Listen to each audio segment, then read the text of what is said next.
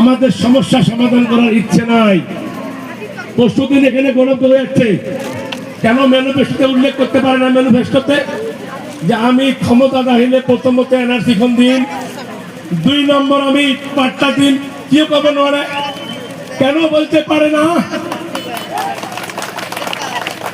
কেন বলতে পারে না ডিটেনশন ক্যাম্প বন্ধ করি?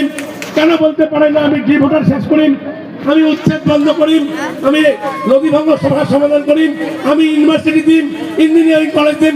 আমার ভুল হয়ে গেছে, 78 বছর এই সমাজকে আমি ঠকি আইছু, কেন বলতে পারে না?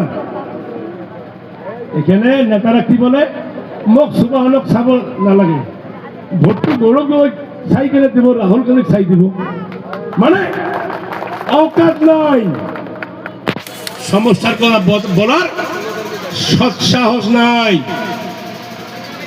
এই যে এতক্ষণ থেকে যে আমি বকলাম, একটা মিথ্যে কথা বলছি না? বলেন, মিথ্যে কথা বলছি নাকি? তো কিভাবে আমাদের আপন হতে পারে? বাপ দাদার দল ইউডিএফ আসাতে নাকি এখানে বলে বিজেপি আছে, সত্য নাকি?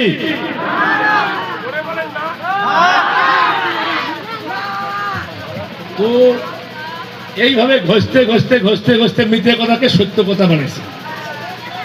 এখন আসেন একজন জনপ্রতিনিধির দায়িত্ব এবং কর্তব্য, সে মেম্বার হোক, প্রেসিডেন্ট হোক, কাউন্সিলর হোক, জেলা পরিষদ হোক, এমএলএ হোক, এমপি হোক, জনসেবা, জনসাধারণ, জনপ্রতিনিধি, তার মানে দুঃখে সুখে সুখে দুঃখে